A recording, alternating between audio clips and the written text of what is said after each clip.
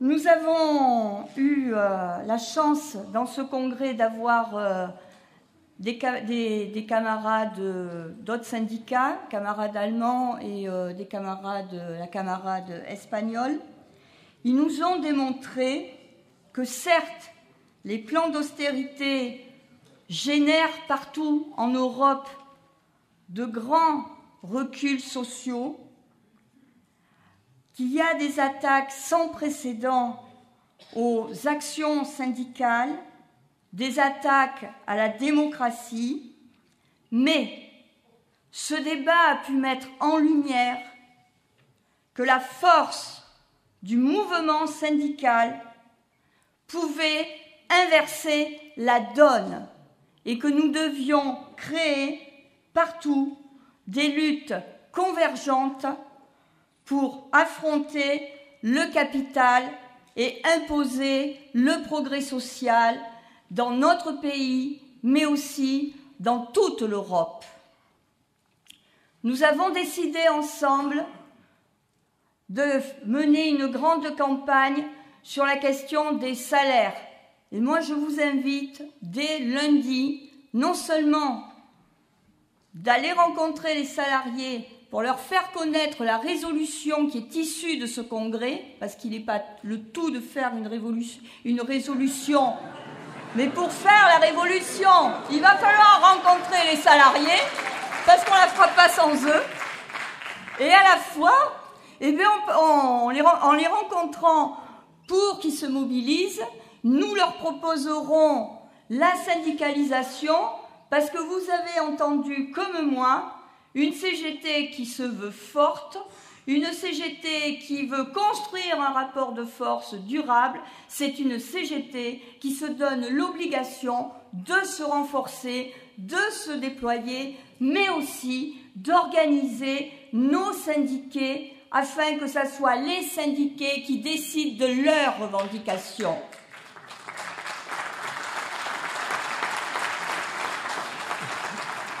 Car c'est ainsi que nous sortirons de la crise. Il ne faut pas compter sur les autres, vous l'avez bien compris. Nous pouvons compter que sur notre seule force de travailleurs, et moi dans les travailleurs, je mets les salariés, je mets les retraités et je mets les privés d'emploi. Nous ne pouvons compter que sur nous, et dans l'unité syndicale la plus large possible. Construire le rapport de force, c'est une dynamique quotidienne que nous devons mettre en place de suite. Nous avons d'emblée des dates qui nous attendent, notamment le 15, c'est mardi, place de la République, où nous devons être très nombreuses et nombreux à se mobiliser, à faire connaître nos actions dans les boîtes. Et après mardi, quand nous rentrons dans nos boîtes, rencontrer les salariés pour ancrer la bataille dans les boîtes, pour aller rencontrer les darons, nos directeurs d'administration et leur dire « ce que tu me payes, ça va pas du tout, et les conditions de travail, il va falloir revoir ça ». C'est d'emblée aussi qu'il faut faire ça. Nous avons aussi, nous en avons parlé, la question des attaques et de la criminalisation de l'action syndicale. Ce n'est pas l'affaire des autres, c'est notre affaire.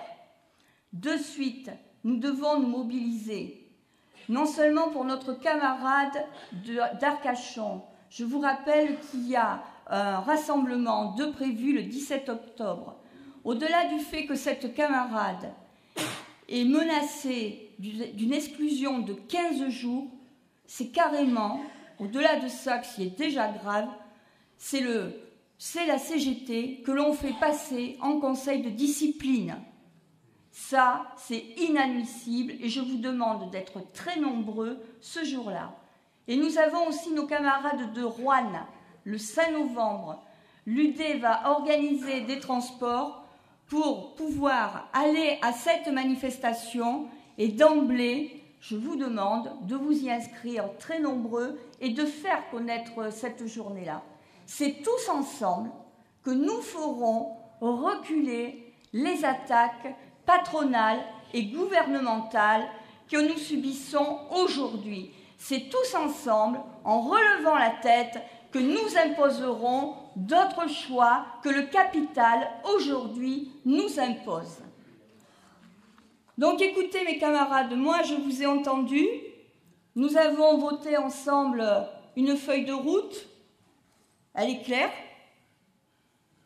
Le bilan d'activité, le rapport oral, vous l'avez voté à 96%.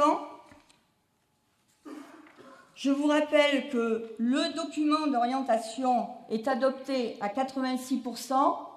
Donc j'en déduis que nous sommes tous d'accord pour nous mobiliser, pour s'organiser, pour aller syndiquer, pour mettre en place des syndicats de site, des syndicats multiprofessionnels, pour aller rencontrer nos unions locales, pour voir avec nos unions locales comment on fait pour créer des syndicats afin que nos unions locales retrouvent leur rôle premier, c'est-à-dire des coordinations, leur rôle de coordonner les syndicats d'un territoire donné et d'un bassin d'emploi. Nous avons aussi décidé ensemble que non seulement il fallait être fort chez soi, mais ça ne suffisait pas. Pour gagner un rapport de force, il fallait être fort partout. Donc la question de se déployer et de rayonner sur tout le département se pose complètement. Nous avons aussi décidé de porter ensemble la campagne des élections dans les fonctions publiques, privées, les salariés du secteur privé comme public. Vous avez bien compris qu'il y a un enjeu majeur pour la CGT, la question de la représentativité, la question de notre rapport de force. Quand nous partons en reconquête de services publics, nous avons besoin d'être très forts dans les services publics. Nous avons décidé aussi ensemble de continuer notre lutte pour reconquérir les industries sur notre territoire, sans mise en concurrence sur l'ensemble de notre pays, mais bien en coordonnant nos actions. Et moi, je vous invite déjà à vous inscrire nombreux au débat que nous allons organiser avec les copains de l'énergie. Je leur fais un appel, mais ils savaient ça, sur la transition énergétique. Mais ça ne concerne pas que les camarades de l'énergie, mais ça nous concerne tous. Et nous aurons aussi un débat sur la place de la santé et les enjeux industriels de la pharmaceutique. Ça aussi, c'est quelque chose qui nous concerne tous, puisqu'on se l'est dit, la question de la politique industrielle en lien avec des services publics qui répondent aux besoins de tous, ça nous concerne à tous et pas seulement que les salariés qui travaillent dans ces secteurs, tout comme le logement, les transports. Et évidemment, j'en finirai par la protection sociale. Vous avez bien compris que quand on est un syndicat de conquête sociale, que nous revendiquons la transformation sociale, eh bien nous militons pour une reconquête de la protection sociale avec le nouveau statut du travail salarié et la sécurité sociale professionnelle qui va bien et qui nous donnera la sécurité sociale dont nous avons besoin pour prendre en compte tous les nouveaux besoins de ce pays.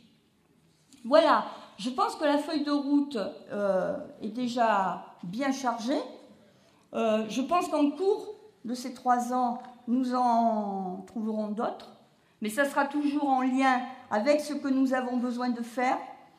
Mais j'insiste quand même, cet après-midi, le débat l'a bien pointé, sur la question de soigner notre CGT. Notre CGT, c'est notre bien commun à tous. Et il n'est pas possible qu'on puisse se contenter d'une CGT avec si peu de syndiqués. On en est tous fiers de notre CGT, vous l'avez dit, tous, avec toutes les valeurs que l'on porte dans la CGT. Eh bien, il faut qu'on les partage encore plus, parce que ces valeurs, plus elles seront partagées, plus elles seront belles et plus elles prendront du sens dans nos revendications et dans notre pays. Donc je vous demande d'emblée de vous mettre en route pour des plans de syndicalisation, mais réfléchir aussi dans vos syndicats à voir comment on fait pour organiser le camarade, la camarade sous-traitante en lettres de mission, les camarades mobiles, les camarades que l'on dit sans syndicat, qui sont individuels. Je vous demande de vous rapprocher aussi de vos unions locales, parce que c'est avec elles aussi qu'on va pouvoir réfléchir à comment on construit des syndicats sur une zone et un bassin d'emploi donné, un bassin de vie et d'emploi. D'autre part, je vous rappelle que nous avons décidé aussi ensemble, dès le premier semestre 2014, de mettre en place des conférences d'union locale. Parce que revoir la structuration de notre CGT, les périmètres de nos structures, c'est d'une importance majeure pour rayonner partout. Oui, mes camarades, la CGT, nous avons besoin de la transformer pour qu'elle soit efficace, rassembleuse et offensive.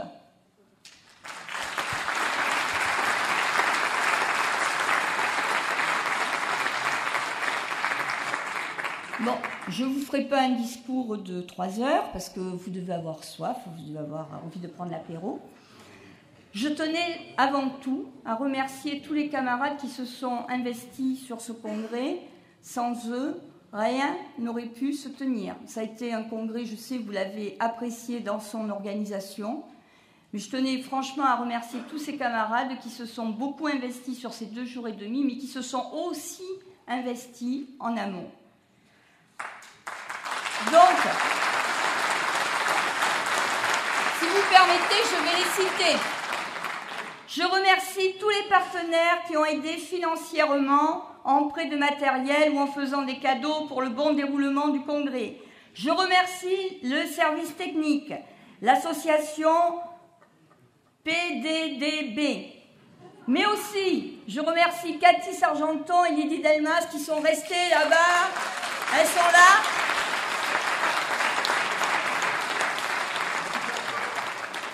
Je remercie aussi Philippe Desmarais qui nous a permis d'être connectés avec le monde à l'extérieur.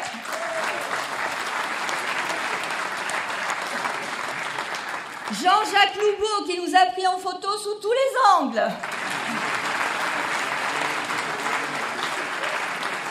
Même quand Albert dormait, il ne fallait pas le dire. Je remercie aussi l'équipe, enfin il s'était assoupi un peu. Je remercie aussi l'équipe d'Orga, composée de syndiqués avec l'aide plus particulière des syndicats de l'Énergie 33, TBC Keolis,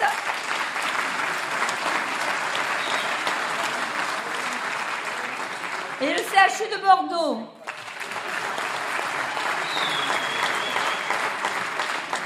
Il y avait David Bamboire,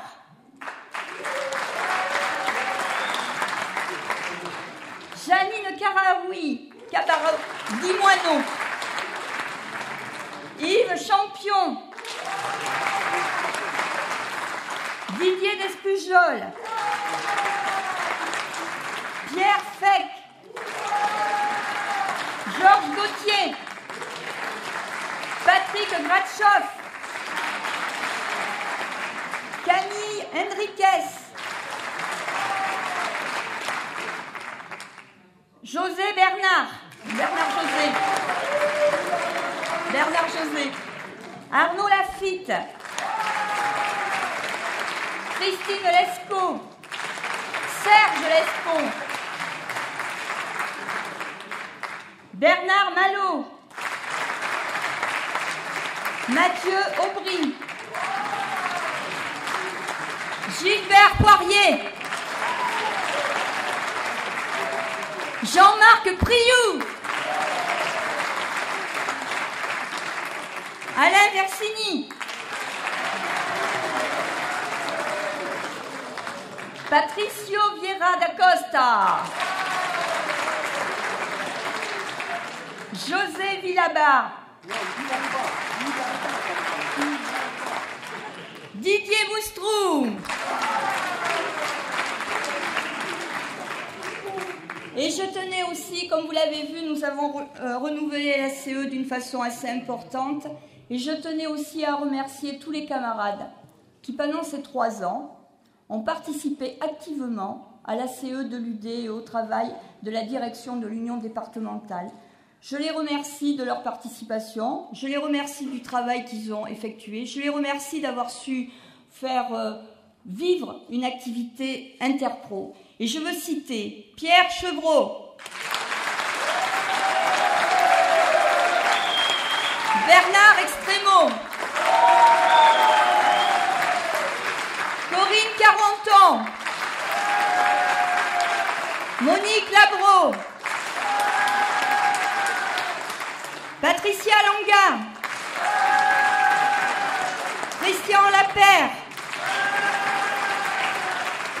Maude Mathieu, et un beau bébé à Maude, Bruno Mainviel, François Papio, Nicolas Parera, Philippe Poutou, Patrick Rogeau, notre camarade Nicole Ruiz, Sophie Schumacher, Bruno Tourtois, Dominique Noraille, Marie-Noël Simon et je vais remercier nos 2 camarades qui étaient au bureau pendant ces 3 ans, qui elles aussi ont beaucoup apporté à l'activité du LUD, qui ont décidé de quitter le bureau de l'UD, pour une qui quitte carrément l'activité CGT pour une reconversion professionnelle. Elle va démontrer ses talents ailleurs. C'est notre camarade Cathy Sergenton sur la communication.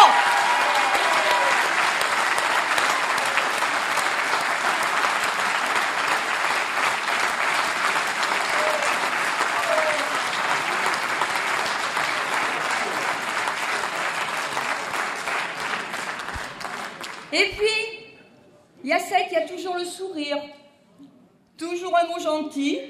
Je l'ai rarement vue énervée, je ne sais pas comment elle fait, mais elle est comme ça. Elle adore les services publics, elle s'en est occupée avec beaucoup de talent.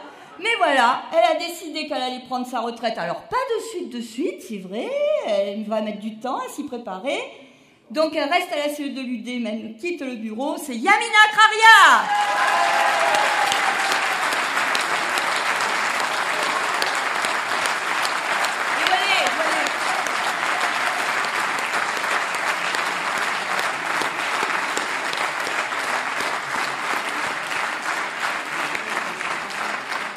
Et moi, je tenais à vous remercier pour ces 3 ans qui ont été riches, qui ont été du bonheur. Je vous l'ai déjà dit, avoir des responsabilités à la CGT, c'est une fierté et en même temps, on est redevable à la CGT. Et je vous remercie de me refaire confiance pour les 3 ans à venir et j'espère que je ne vous décevrai pas, mais on va travailler ensemble parce qu'on est dans le collectif. Et tous les camarades de la CE sur l'estrade, s'il vous plaît. Et il y a 3 camarades aussi qu'il faut remercier. Sans eux, ça aurait été compliqué aussi. C'est Fabienne Boyer, Jean-Bernard Dumas et Christian Lapère.